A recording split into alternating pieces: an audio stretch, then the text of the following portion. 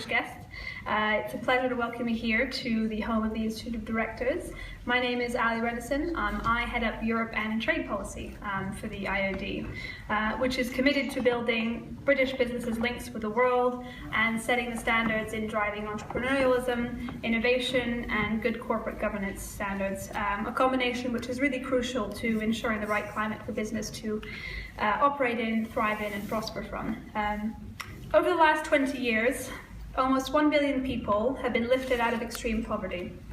Most of the credit must go, it must be said, to capitalism and free trade, because around 2/3 of poverty reduction within a country comes from growth. In other words, it comes from business activity. We need to ensure that promoting the role of the free market and free trade in sustainable development is spread across the world so that regions like Africa, China, and the Middle East can understand how much they can go hand in hand together. That is why we are gathered here tonight to hear from a distinguished businessman himself who has a pivotal role in and an ambitious plan for strengthening the trade and investment ties between British and African businesses. Africa is the fastest growing continent, with 6 of the world's fastest growing economies and an ever growing proportion of people, currently over 350 million, educated and aspiring. But British business is not really benefiting from the opportunities as it might, and in parallel, Africa is not yet fully benefiting from British business experience and know-how, and from the special relationship it still has with Britain, including historical, cultural understanding, and the large diaspora community here in the UK. There is also a pressing need for business and the public to look beyond the current headlines, lest this short-term caution that we see now obscure the long-term attractions and opportunities which Africa has to offer. To quote the inspirational Tidjani Thiam, CEO of Prudential and former Ivory Coast minister, who spoke at the IOD's annual convention here in London in 2013, if the 21st century is the Asian century, the 22nd century will belong to Africa. We don't want to wait that long, though. Businesses in Britain need to make sure they are building more bridges with their counterparts on the continent now to turn the quest for better Anglo-African cooperation into a fully fledged reality. It gives me great pleasure now to introduce you to our distinguished speaker this evening. His Royal Highness Prince Ebrahim, from the royal dynasty of the Korings, is the chairman of Invest Gambia Companies. He is the chairman of the Royal Africa Holdings and 6 other companies worldwide, as well as 2 charitable foundations. Schooled in the UK childhood years, Prince Ebrahim is an investment banker. There's a long list here, I feel embarrassed by comparison. A global expert analyst in cross-border government. And we're really, really privileged to have him come here and draw on his experience to see how we can really forge those better cultural business ties going forward. Prince Ebrahim.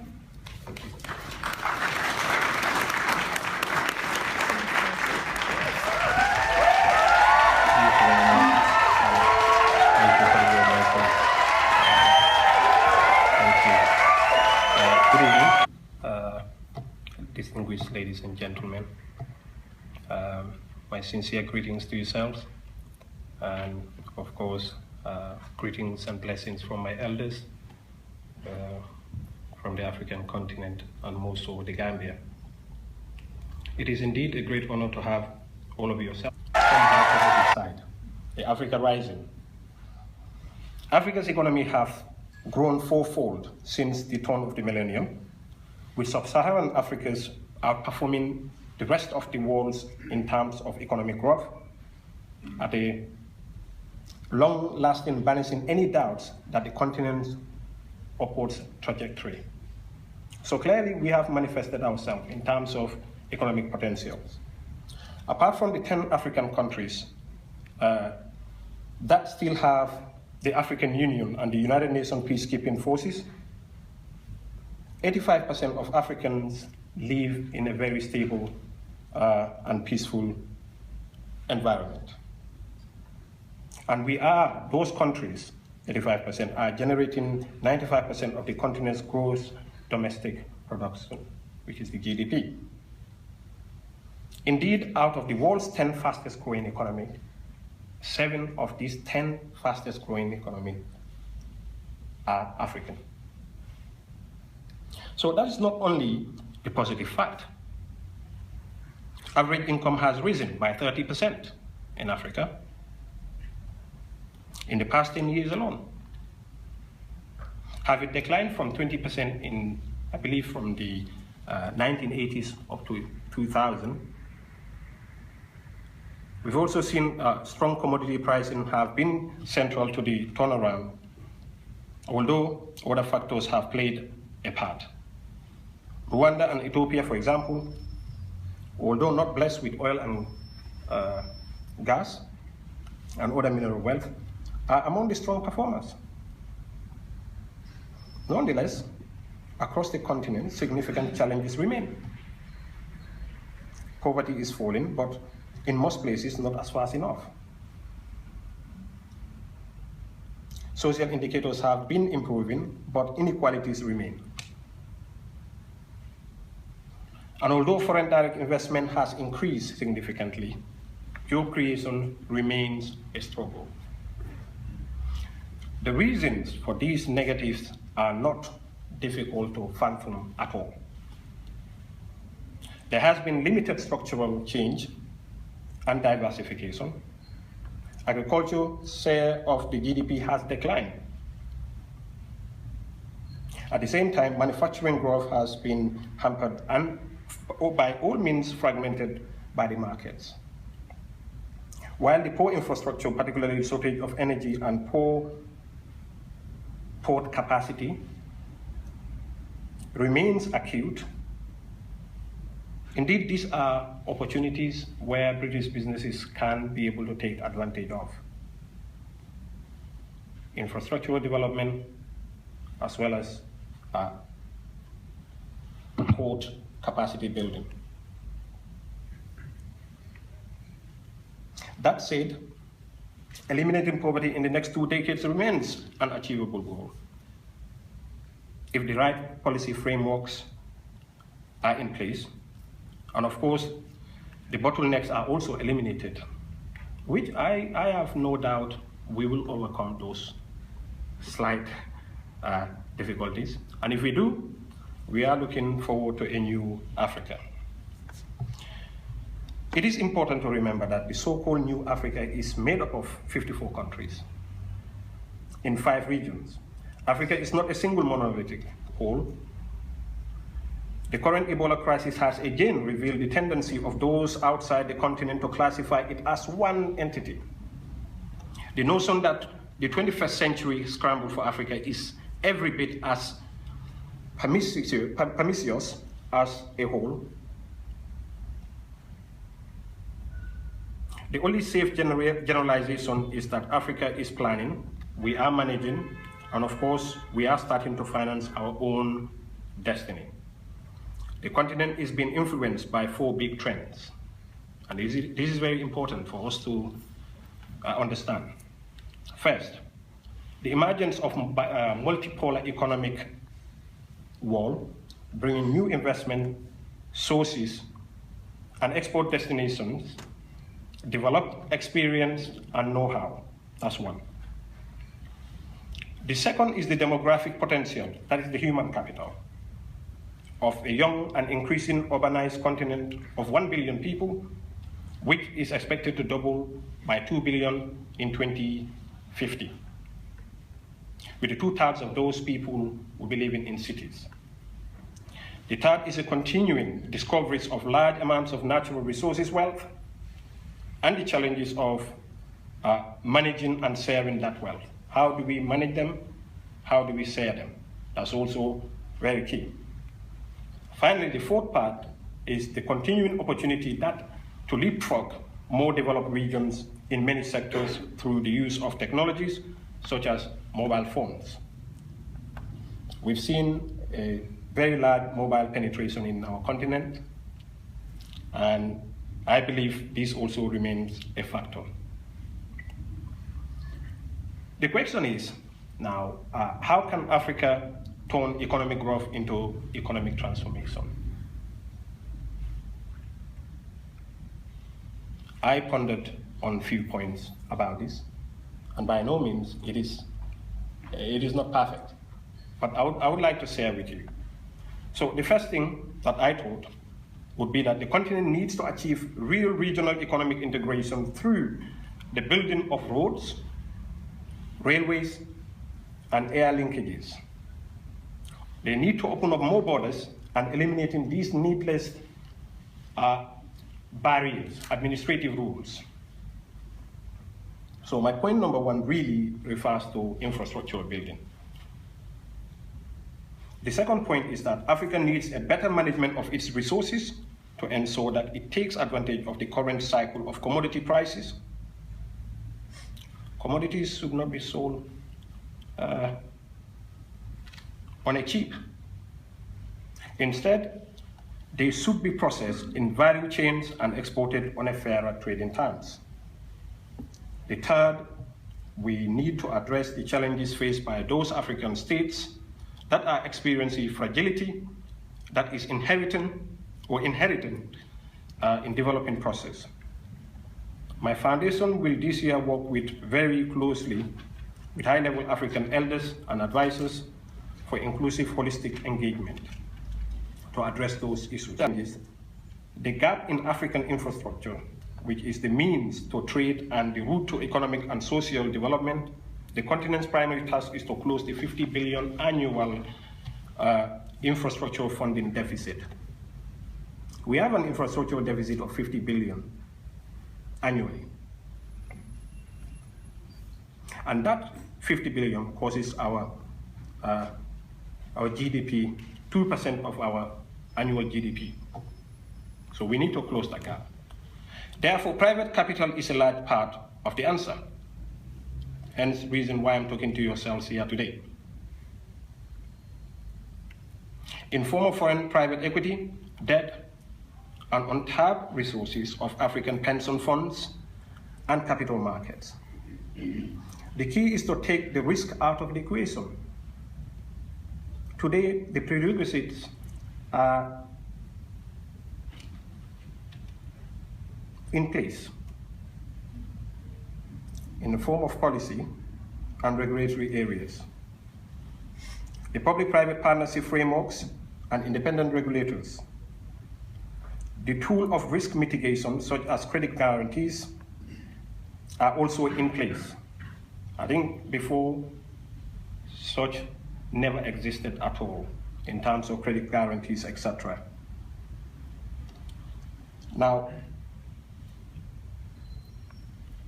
to be able to give comfort, those credit guarantees are needed. To be able to have a sustainable trade in the continent, we will need to have to comfort investors and ensuring that their investment into our continent is pretty safe.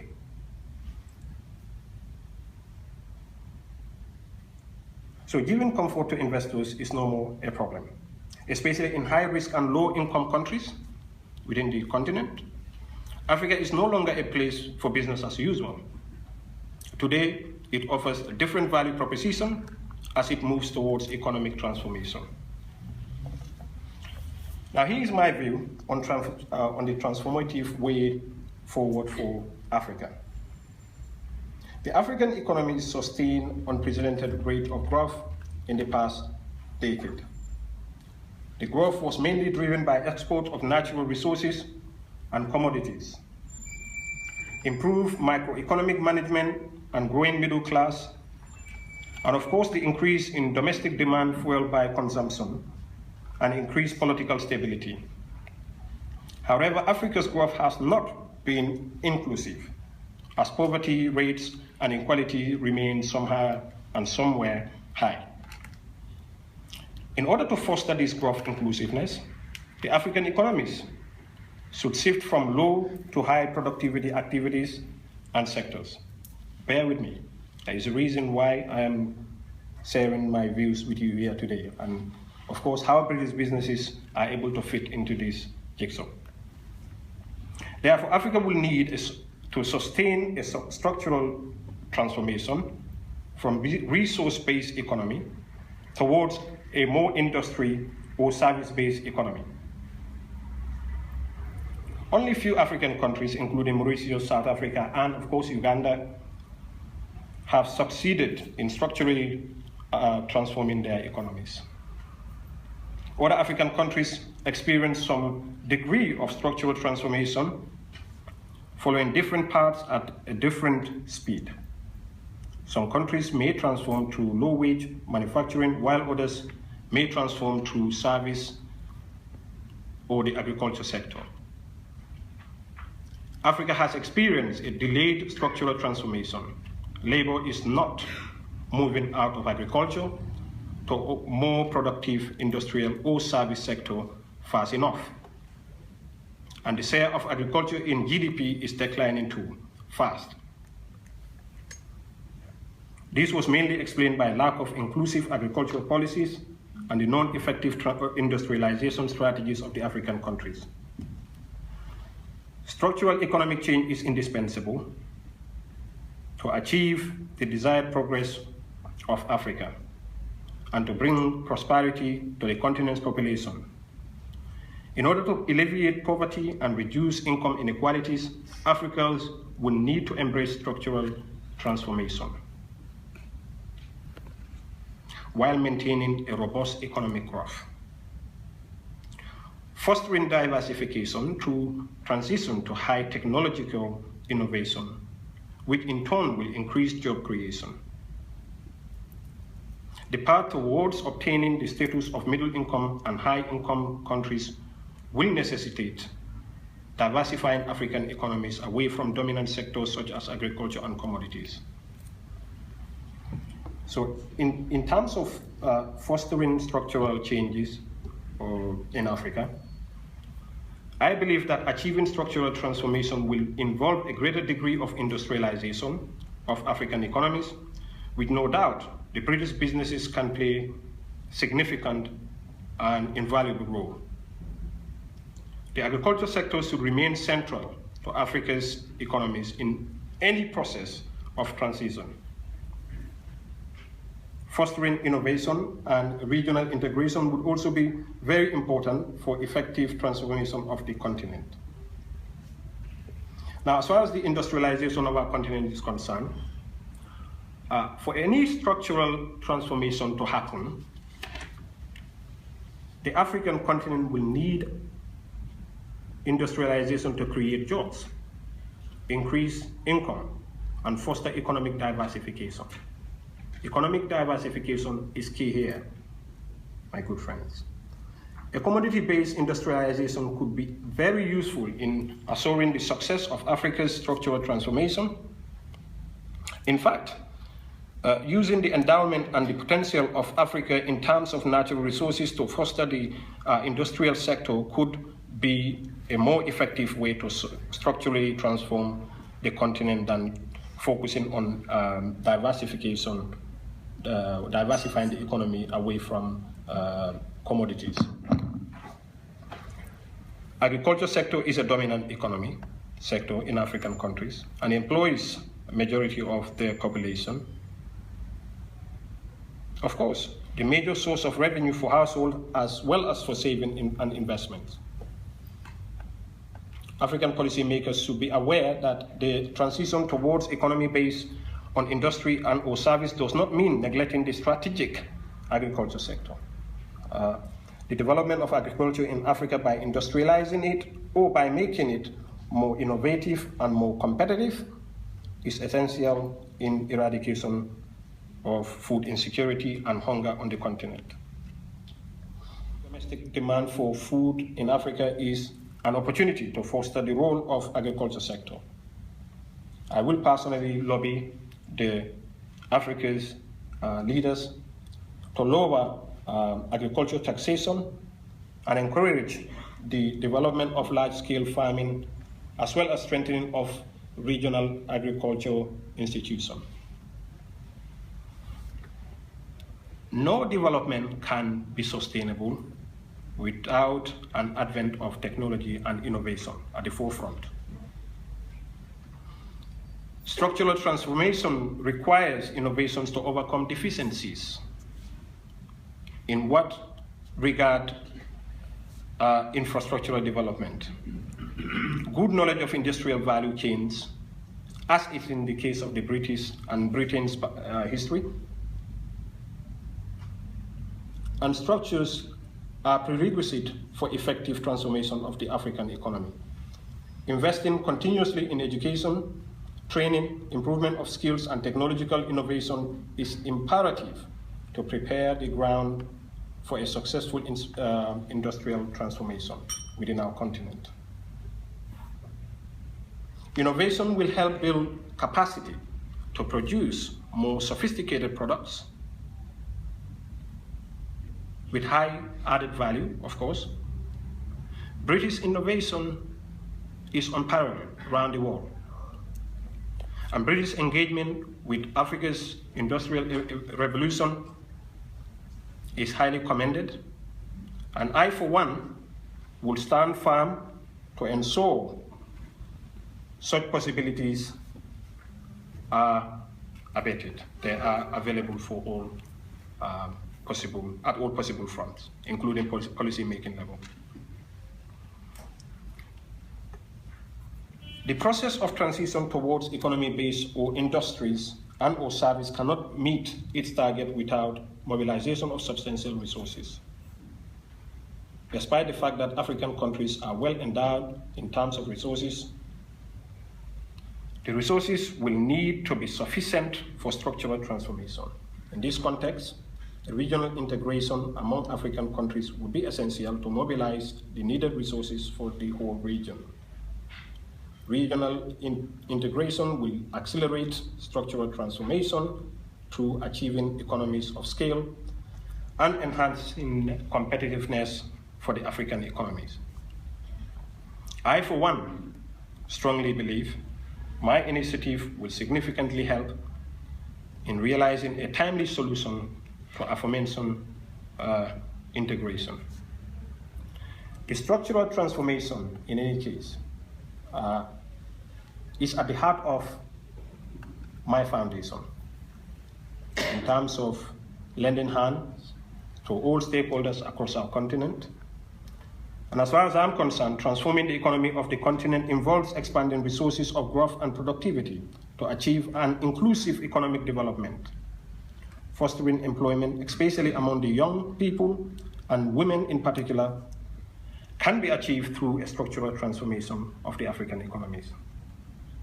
The acceleration of economic transformation in Africa would be achieved by unlocking the potential of the youthful population and boosting of investments in innovation and technologies, as well as possible, notwithstanding the British participation within the continent.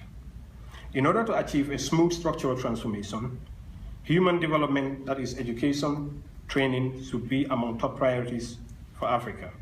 Also, empowering of women, youth, strengthening governance institutions could further promote structural transitions towards high productivity on the continent. So what are the opportunities for British firms into Africa? I could have today, or I would like to talk on very many areas, but I specifically picked up two. One of them is the private equities, the other being value-added chains. During the past few years, Africa has attracted an increasing amount of private equity investment. In 2011, for example, private equity investors closed some $3 billion worth of deals in Africa, up from $890 million in 2010. In 2010, the sub-Saharan Africa accounted for 6% of total emerging markets private equity investment, up from 3% in 2007. Currently, around 200 equity investors are actively involved on the African market, beyond the traditional development institutions and institutional investors. So it's certainly a good time for private investors. More global frontier investors are exploring the opportunities in Africa, seeking to diversify risk, improve efficiency, and unlock value. Currently, the bulk of equity funds have attracted to Africa are specialized funds with focus on natural resources, infrastructure, and renewable energy sectors.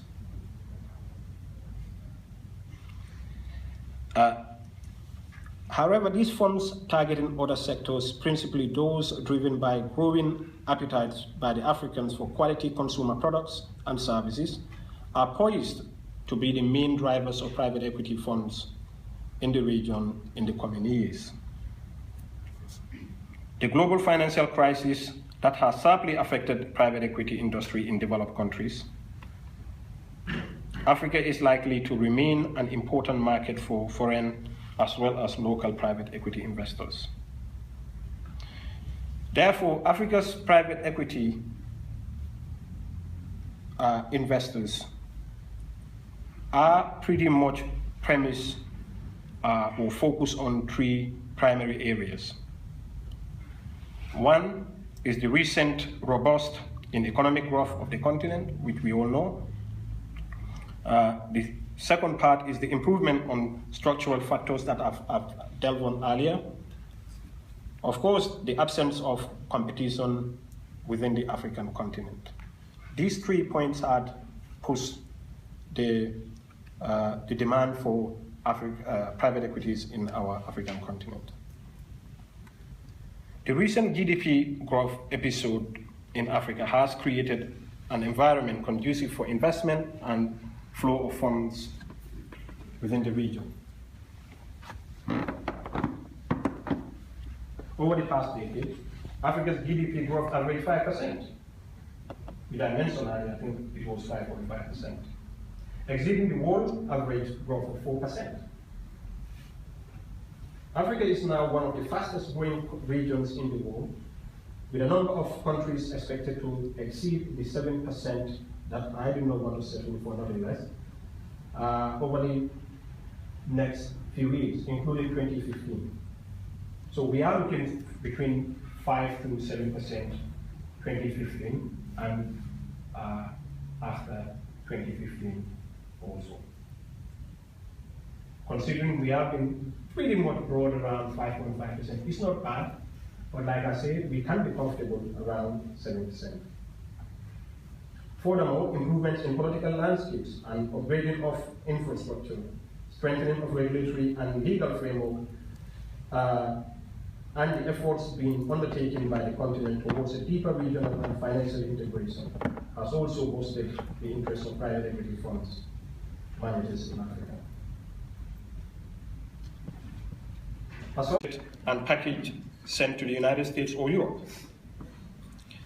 This, however, denies Africa of most profitable part of the confectionery market value chain. The processing of the cocoa into chocolate is one of those. While Africa processes only 18% of the global cocoa grinding capacity, 3 multinationals companies, which is Cargill, Archer, I think Daniel Midlands, and Barry Callebaut, grind 40% of the world's cocoa every year. The growers in West Africa are estimated to receive only 3.5% of the final value of the cocoa bar, depending on the percentage of the cocoa content.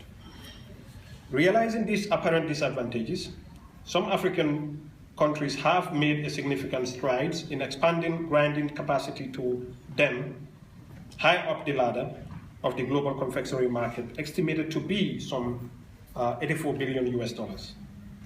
For instance, Ivory Coast has provided incentives, and if my memory serves and makes me right, has scaled this up to companies wishing to get into processing facilities in the country, and has also been able to even attract Cargill, Olam, and ADM in this regard.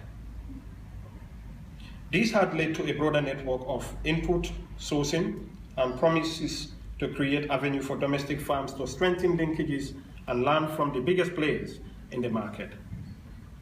I have no doubt that African participation of British companies in Africa would be highly helpful in this regard. Clearly, British businesses need to participate and gain significantly in Africa's processing. Bearing in mind that Britain has traditionally had experiences in this particular sector, Africa is coming up. The other area would be the growth of apparel sector that has a central role in, for example, economies like Lesotho.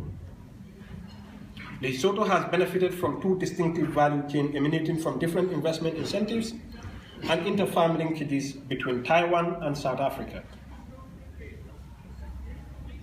By capturing the gains from the regional and international value chains, the apparel sector has now accounted for 18% of Lesotho's GDP.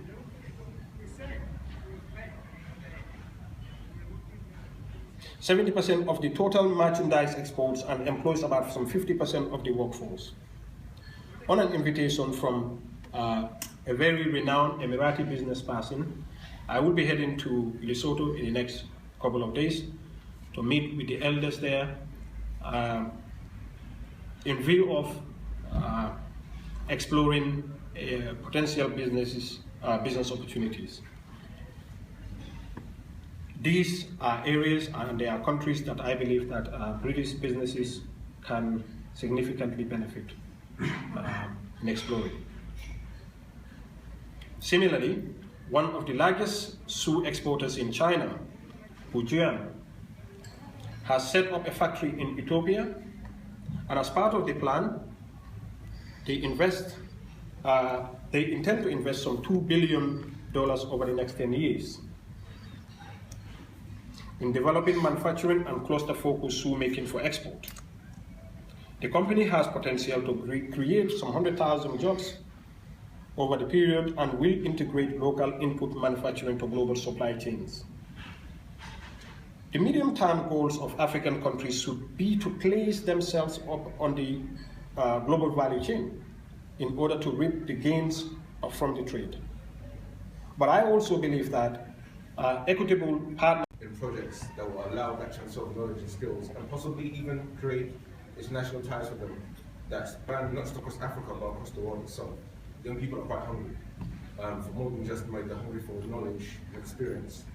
How will your initiative benefit such people, such young people? Thank you. Well, look, once more I'll pay tribute to Executive Directors and our good friends around the City of London. I think we have a consensus here.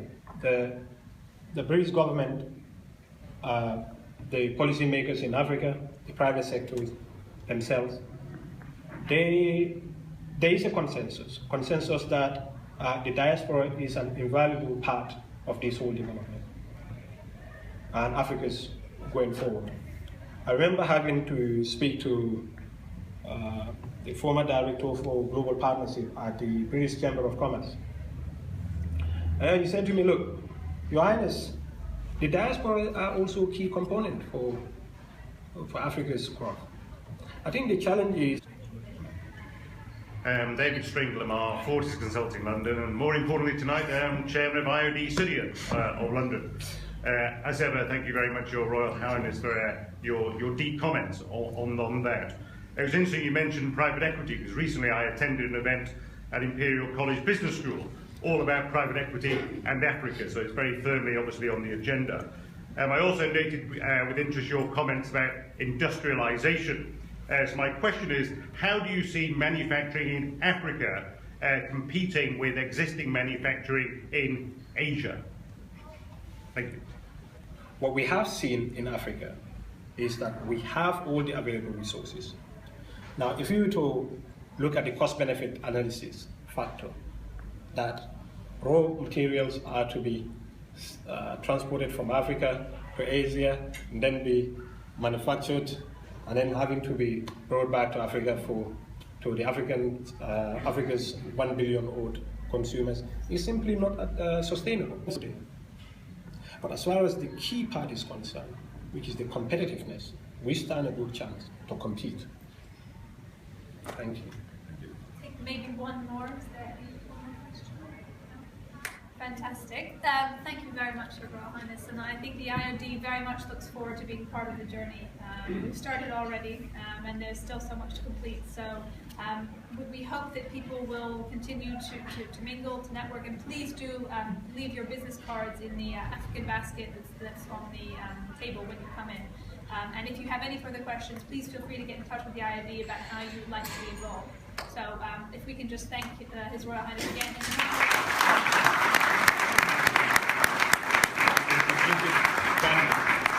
Yes, make sure you visit Gambia. Yes. Because Gambia is going to be very much, I think, at the heart of what we're doing. Thank you. Thank you. Thank you. Yes.